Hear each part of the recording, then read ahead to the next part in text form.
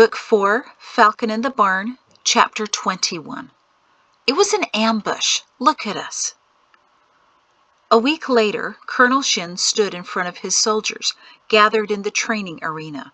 There was another duty ahead of them, not as deadly as Moreland, to be sure, but fearsome in its own way. "Men," he announced loudly, as if he needed to draw their attention, even though they were already watching him intently. Captain Thorne had told them there was yet another difficult task, and that had all of the soldiers wondering. Since the girders had been wiped out several moons ago, the world had been silent, except for the trouble caused by many teenagers who seemingly had nothing else to do since they had no garters to steal for anymore. So, for some reason, roving bands of boys had found it entertaining to scatter livestock and spend their nights removing wheels off of wagons. Fortunately, the same boys were also stupid, and left those wagon wheels on the front doorsteps of girls they liked. So it was relatively easy for Mari, Pato, and Jatsi to suggest to Perrin who was at fault, based on whom they heard was trying to impress someone else. As a result, Perrin now had a list of teenage boys who needed some rehabilitation. That's where the soldiers came in. "As you know," he said as he slowly paced in front of them, "we still have a problem with the youth of Edge. We also have a problem with the fact that many Edgers passed away this year because of the pox. And we have an additional issue that many of them planted gardens and crops intended to fill our storehouses, which gardens and crops are now not being tended to." Perrin noticed his soldiers squirming, worried that he was about to recruit them to be farmers. "Soldiers, not only does Edge have this situation, but the entire world. The Administrator of Security has embraced this plan of every village in the world raising extras to store against difficult years." He didn't go on to tell them that the document so thoroughly created by Lieutenant Afra, explaining the idea and sent to Gaiac on Perrin's recommendation, was accepted by Idemia but not acknowledged. Instead, the initiative for storehouses came solely from Gaiac's office. When Perrin broke the news to Afra, who was likely hoping for a promotion for his work, as if anyone would be allowed at Fort Shin to be promoted to the same level of Thorne, the modest lieutenant merely nodded that it was all right. But Perrin told him a few weeks ago, "It's more than all right, John. What we've established here is an excellent idea. But now that Idemia has its hands on it, they'll mess it up somehow. Mark my words. And when they do, the blame will go straight back to Gaiac and the administrators, not to us here at Edge." Afra had smiled at that, and he was smiling again now at the back of the training arena because he knew what was coming next. "So, men, while Idemia has recently sent me a decree that we are to demand that the citizens help with the care of the extra plantings," actually, Idemia was demanding forced labor, at point of sword if necessary, to take care of the crops. Perrin's gaze fell on Lieutenant Afra again, who, for once, wasn't trying to look shorter than he was. He was beaming back at Perrin, because when he read the report from Idemia, he recognized the wisdom of his commander. "Sir," he'd exclaimed, "you're right. Can you imagine if we had taken all the credit for the idea? Right now, we'd been having to take all the blame, too, for people being forced to weed and harvest. But, sir, how did you know?" "Seriously, John? You thought the government would do this right? Tell me the last thing they did really right." When Afra didn't have a ready answer, Perrin pointed at him. "Remember this moment, when you first realized that the government can't properly take care of people. In fact, that's never been their responsibility. They're supposed to keep our borders safe so that we can live as we wish. It's our responsibility, yours and mine and Zenus's and everyone else's, to take care of each other." To that, Afra fired off the snappiest salute Perrin had ever seen. He looked like he wanted to do it again now as Perrin continued his speech to the soldiers. Men, I don't want you forcing the good and law-abiding citizens of Edge into taking care of their neighbors' storehouse crops. Instead, Afra and I have developed one plan to solve all problems. We have a number of teenage boys with too much time on their hands. Starting this afternoon, we're taking those boys, and we will let them do a bit of weeding and harvesting and working for the village.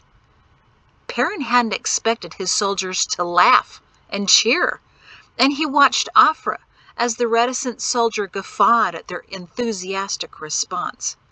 Lieutenant Raiden was also smiling, but as Perrin's gaze traveled to the side of the room to Captain Thorne, he was scowling. When Perrin told him of the plan yesterday, the captain was completely astonished. But this is not an approved method of using the soldiers, sir." It was rare nowadays that Thorne countered Perrin, too eager to try to stay on his good side. But every now and then the books that he had so dutifully memorized burbled out of him. "Aren't we supposed to be keeping the village secure?" Perrin had reminded him. "Well, yes, sir, but—" "And don't the teenagers of Edge pose a security threat?" "Well, naturally, but—" "And isn't filling our storehouses another security concern?" "Well, there's a case to be made that—" "And how many more wells do you plan to dig, Captain?" That threw Thorne completely off course, allowing Perrin to walk away from him before the captain could protest. When the soldiers quieted their cheering, Perrin continued. "Men, Afra has a chart prepared and posted, and there you will see what supervising duties you have over the next couple of weeks. You will go out in force, accompanying our bored little boys, surrounding them in the fields, and making sure they do their duty for once. Captain Thorne will lead the first group today, and 30 of you will assist him. I promise that all of you will have an opportunity to sun yourselves as you guard our laborers. Dismissed." Mari normally wasn't one for sneaking around, but so curious to see if Perrin could really get some of her students to work, she made an exception. About the time she knew Captain Thorne would be leading out a group of 20 of Edge's youth to a large garden on the west side, Mari slipped out of her house and followed from a safe distance. She noticed that the soldiers seemed to enjoy their task of keeping the boys paired up and marching in parade behind Thorne. But Mari could hear the annoyance of the captain when he ordered the boys to get down on their knees among the plants. Mari slipped behind a large bush next to the now empty house to which the garden was attached, and she settled in for the show. As the soldiers formed a perimeter around the field where the teenagers reluctantly placed themselves, Thorne began pacing and shooting menacing glares, while a sergeant explained which green things were vegetables and which green things were weeds that needed extracting.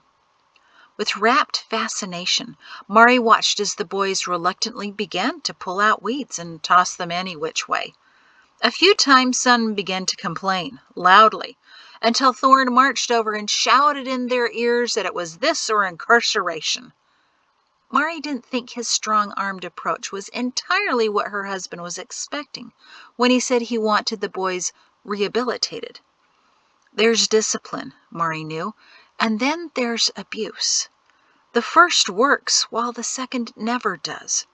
And some people, like Lemuel Thorne, had no idea there was even a difference. Mari began to notice something. She was too far away to see clearly, but it was obvious to her that the boys were sending some kind of silent messages, probably a system they worked out when they were still employed by the Garters.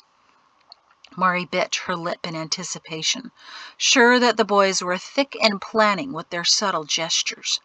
But Thorne was too busy practicing an elongated stride that looked as if he were avoiding stepping into manure to notice. Mari wondered how she could send Thorne a warning, but then one boy coughed. At that, each young man yanked tomatoes off the vines they were weeding and pelted the soldiers with red, green, and orange projectiles.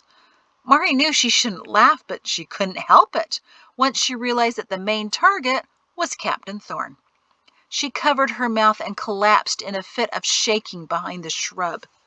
But it wasn't as if anyone would have heard her. The soldiers exclaimed so loudly nothing else could be heard, except for the gleeful laughter of the boys as they fled in every direction. Two rushed so closely past Mari, they nearly tripped over her boots, which stuck out a bit. By the time Mari composed herself enough to peer out from behind the bush, not a single teenager remained.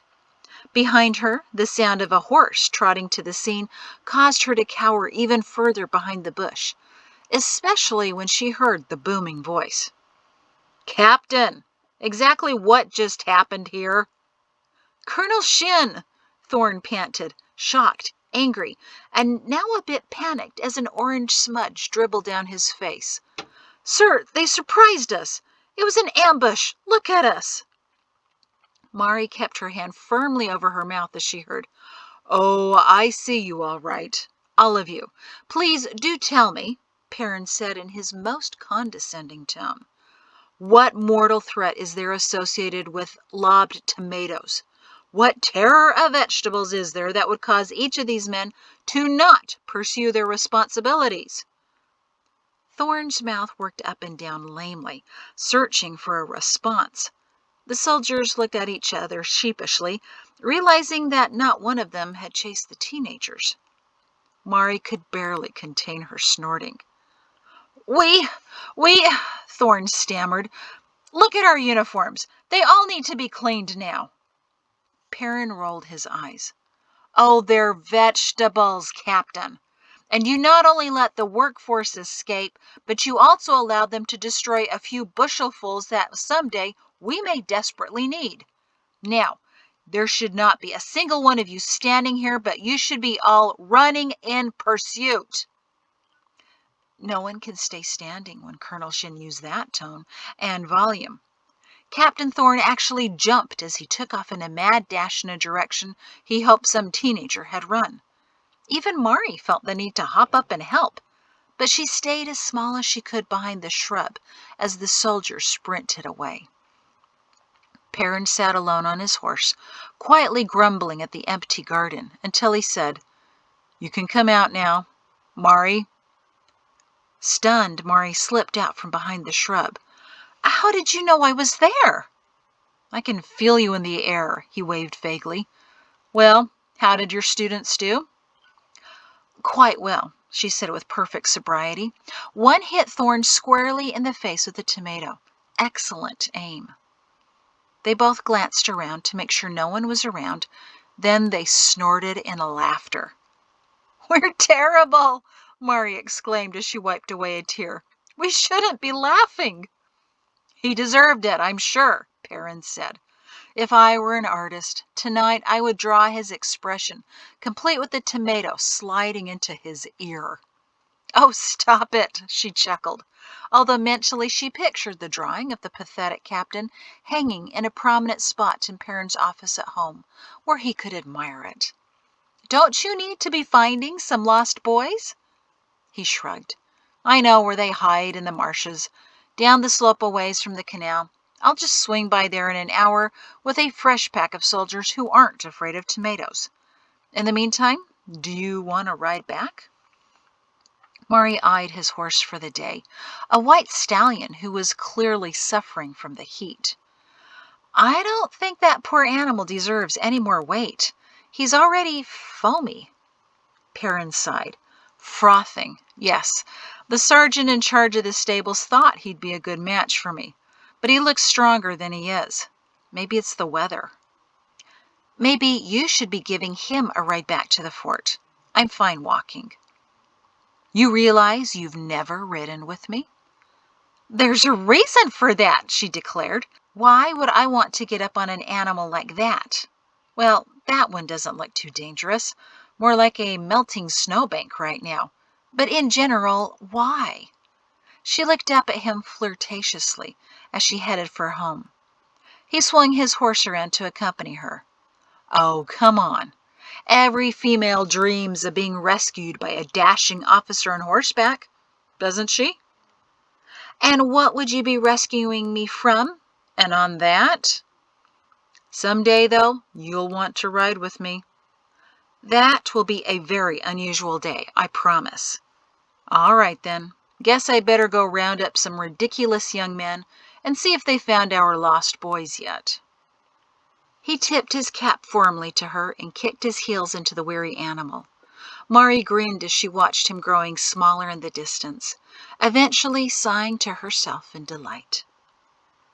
A week later, she thought about him again, riding off on that dissolving horse, and sighed in pleasure. Then again, it was so easy to get lost in an afternoon daydream when she had a pile of papers to grade. School had started again, and it was clear that her students were as distracted in their writing as she was in her grading it. But tragically, there were fewer students this year. 3 boys had died due to the pox, along with their families. Indeed, the final tally of dead was staggering. Over 10% of the population throughout the world, just like Edge, and 20% in some villages, had succumbed. And every fort needed to recruit more men to fill the ranks of those who died. Perrin confided to Mari last night that he wasn't entirely sure why, though. "There's still no evidence of a Garter presence. We can at least shrink the size of the army safely, and that would also reduce taxes and put more silver back into the world's pockets. That would be the humane thing to do right now." "But Perrin," Mari said, "since when are the administrators interested in returning anything back to the world?" He grunted. Of course. Why relinquish so great a hold? Remember when they first put commanders in ultimate control of the villages? It was supposed to be a temporary measure. "Well," Mari began philosophically, "that was about 14 years ago now, and since the world has been in existence for 336 years, I suppose 14 years is relatively temporary." He squinted at her. "With that kind of reasoning, you could be an administrator. You know that?" Her mouth dropped in feigned horror. "I think that's the most awful thing you've ever said to me." Mari chuckled again at that conversation and looked down at the penmanship that appeared more like weevil trails on the page. "Ugh," she pulled a face. "Even with an extra long weeding season break, I can't bring myself to correct this. Not as if any of the boys did their share of the work." Well, a couple finally had.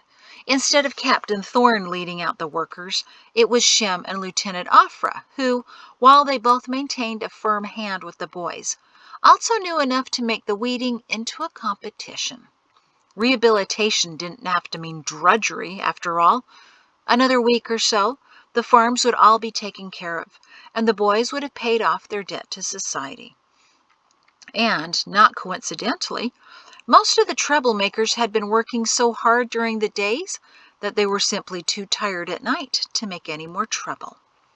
She stared again at the scrawled pages before her, trying to rehabilitate the fragmented sentences, and was struck by a thought. "Wait a minute.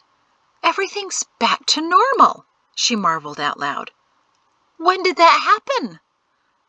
Yes, everything was blessedly, boringly normal for the first time in a year and a half.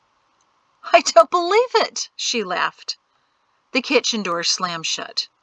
"Don't believe what?" Perrin called as he came into the eating room and looked down at her work. "Someone wrote a good paper? Well, obviously not that one. Or no, not that one either. Did a muddy worm crawl across this paper, or is that supposed to be someone's handwriting?" Mari chuckled. "I was just realizing that everything has gone back to normal, and I simply couldn't believe it." "It's almost normal," he said, with a familiar glint in his eye. He took off his cap and bent down to kiss her, but a sudden knocking on the front door stopped their kiss. Perrin groaned, kissed her anyway, and headed to the front door. When he opened it, he faced the chief of enforcement. Mari still wondered how the young man, barely 30, earned that appointment. Physically, he wasn't anything intimidating. While of average height, his body was on the floppy, rather jiggly side. Nor did he come across as anything confident, as the vigorous massaging of his felt hat demonstrated. It likely wouldn't fit properly by the time he left. And he wasn't exceptionally bright, either. While not one of her past students, Mari knew him in school and was struck by the fact that he always seemed to be about 2 steps behind everyone else, in comprehension, in awareness, even in walking. However, he performed better than average on the administrator's tests, and somehow getting the right numbers counteracted the logic that he wasn't up to the job. He did know, nevertheless, how to find the colonel, so there were points in his favor. "Colonel, I'm sorry to interrupt you at home, but I saw that you were returning, so that perhaps it would be a—" "Come in, Barney," Perrin said patiently. Mari hid her smirk. The poor man dithered even more than Benef had, and he seemed to be the worst around Colonel Shin. Chief Barney waved awkwardly over at Mari as he came into the gathering room. "Colonel, I need some advice," he said as he sat down on the edge of the sofa. He slapped his hands together worriedly, crushing his hat. "The magistrate said he couldn't find anything in the record books, and I have nothing in the law guides, and I thought maybe there was some kind of army precedent." "For what, Chief?" Perrin asked good-naturedly. He was used to the young man dancing around his main point until he felt confident enough to stomp on it. During their first conversation, which took 5 minutes to get to the point, after different sidetracks about the weather, the latest entertainment, and the issue of whether beef was tastier than veal, Perrin had learned to cut off the chief as quickly as possible. Direct questions usually forced the poor man to his point sooner. "The farms, Colonel!" The other problem with Barney was that when he felt the penetrating stare of the colonel, he often got to his point too quickly, leaving Perrin trying to figure out what conversational ground he'd leaped over in his hurry. Mari looked down at her papers to keep from chuckling. "The farms as in—" Perrin tried to backtrack him a little. "People taking them over." "Who's taking them over?" "Those working them, of course." From the corner of her eye, Mari observed her husband rubbing his chin, as he always did when he was looking for patience stored in his square jawline. And to his credit, he always found some. "Let's narrow this down even more, son." Oh, it was really bad when Perrin had to revert to calling Barney son in that tone of voice. "So you went to someone's house, right?" Barney nodded eagerly. "Whose house?" "The Planetards, on the east side. That was when—" Perrin held up his hand. "The Planetards all passed away?" "I know!" Perrin held his hand a tad closer to Barney's mouth. The chief stared at it and pressed his lips closed. "So someone was working on their farm." "The Meesman had their 2 daughters weeding the berries, but that's not all." Perrin put down his hand and nodded for the chief to continue. "They moved in." "The Meesmans into the Planetards' house?" "Yes, said it was bigger than their house." Perrin's brow furrowed. "Did you talk to them about this?" "Of course. Said it's not right, them taking over the house in the field, but they said they were working it, so why not?" Perrin held up his hand again, but the chief wasn't looking at him as he gestured wildly with his hat in hand. "So I said, but it's not yours. And they said no one owns it now, so it's ours. And I said that they already had a farm, but they said not as big as this one. So I said, who will have your old farm? And they said, we'll have both. Well, then I said, what if they have relatives that want to come claim the farm? And they said, well, maybe their entire family died. And what would they want a farm in Edge anyway? And they wanted it, so they just took it. Just like that. I mean, Colonel, what do we do now? It's not exactly theft, but it's not exactly honest, is it?" "No, Barney." Perrin patted him on the back. "It's not. Let me mull over the problem, and I'll have a solution in the morning." After the chief left, Mari said, "I didn't have a chance to tell you yet. When I went to the market this afternoon, I noticed the family that runs the bakery was also manning the basket stand nearby." Perrin rubbed his forehead. "Shem told me there were reports of goats and hens disappearing from the back garden of someone's house. Those reporting the loss were the ones that were about to claim those animals themselves." Mari sighed. "On my way home, I saw a young couple carrying furniture out of a house whose residents died." Perrin groaned. Is everyone claiming the dead's possessions? Apparently. I guess the thieving of the boys is as contagious as the pox. Maybe people think it doesn't matter if the immediate families aren't around to complain. This is getting out of hand, he fumed. Yes, there are animals and goods available, but it shouldn't be for the swiftest hands. Where do people get the idea that they can just take something? What are you going to do? Magistrate Wibble has been eager to do something in public ever since the memorial service in planting season. He wants to lead? Then he's going to lead this village. Lead them the way you think they should be led? Maury guessed. Well, of course. Tomorrow night, no entertainments, but a mandatory meeting. This reallocation of goods ends now. And so does this chapter. It ends now. Thank you.